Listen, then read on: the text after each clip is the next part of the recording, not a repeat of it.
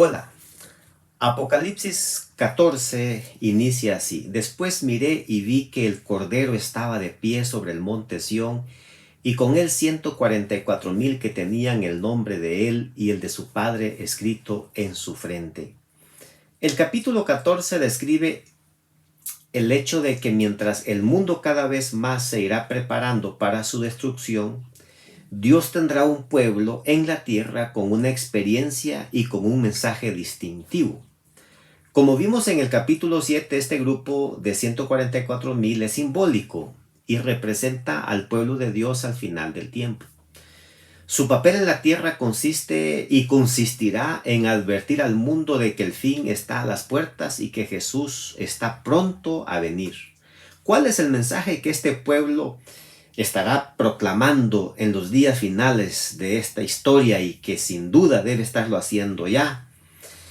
Dice el versículo 6, en medio del cielo vi volar otro ángel que tenía el evangelio eterno, para predicarlo a los habitantes de la tierra, a toda nación, tribu, lengua y pueblo.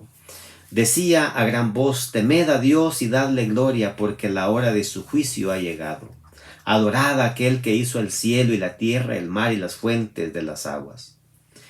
Este evangelio eterno, como dice el verso 6, conlleva varios aspectos. En primer lugar dice temed a Dios. En la Biblia temer a Dios, más que tenerle miedo o respeto, es obedecerle.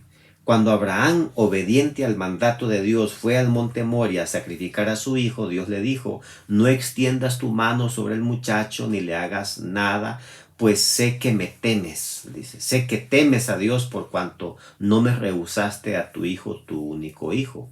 Eso está en Génesis capítulo 22. Así que temer a Dios es obediencia, mi querido hermano y amigo. Y luego dice, la hora de su juicio ha llegado. ¿Cómo es que ha llegado la hora de su juicio? Junto con el evangelio está el juicio. El mundo está siendo juzgado mientras él está predicando. Quien recibe el evangelio es salvo y quien rechaza el evangelio ya está condenado. Jesús dijo, el que en él cree no es condenado, pero el que no cree ya ha sido condenado porque no ha creído en el nombre del unigénito Hijo de Dios. Esto está en Juan capítulo 3. Luego está esa frase que dice, adorad al que hizo los cielos y la tierra. Mientras se urgirá y se obligará a adorar a la bestia, como vimos ayer en el capítulo 13, a la manera humana, Dios también exigirá que se le adore exclusivamente a él de la forma bíblica. Y aquí hay algo clave. El texto dice, adorad al que hizo el cielo y la tierra, el mar y las fuentes de las aguas.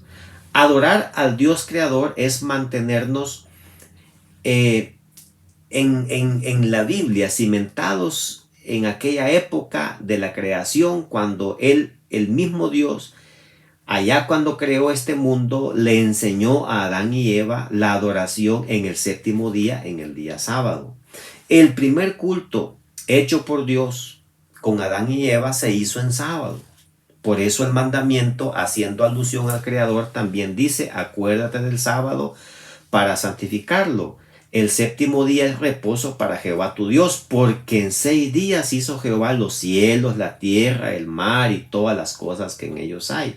Adorar al Creador entonces es hacerlo como Él lo estipuló, en el día que desde el principio Él estipuló, que es el día sábado.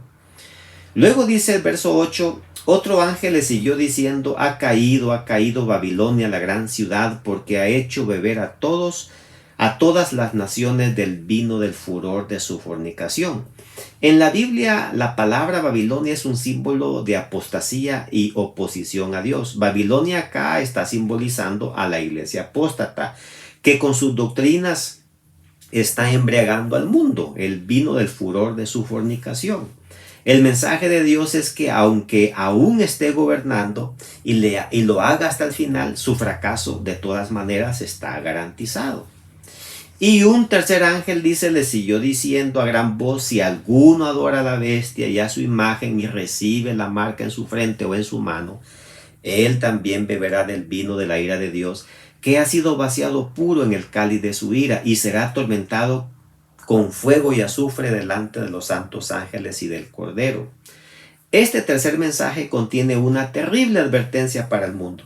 Mientras que el primer mensaje nos invita a adorar a Dios, este tercer mensaje nos advierte de adorar a la bestia y recibir su marca.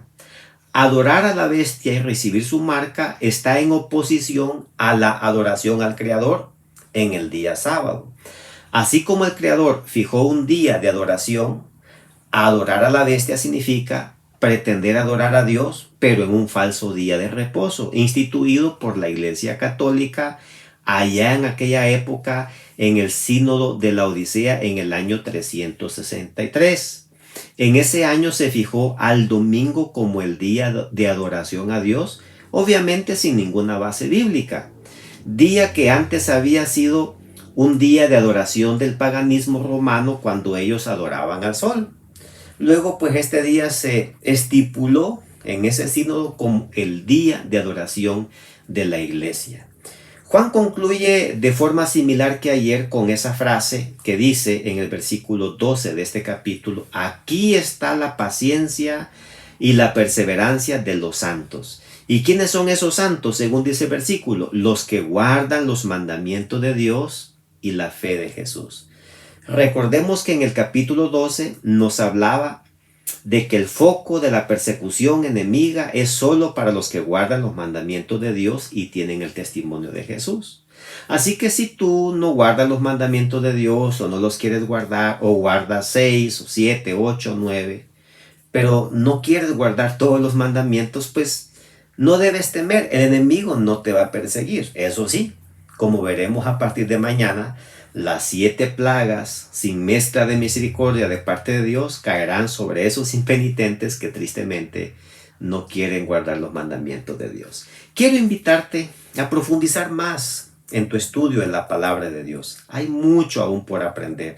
Yo necesito continuar aprendiendo del Señor. Creo que tú y yo, pues es bueno que continuemos meditando en el texto de la palabra del Señor. Desde Génesis hasta el Apocalipsis hay un mensaje muy distintivo que nos preparará para la eternidad. Que Dios te bendiga, que pases un lindo día.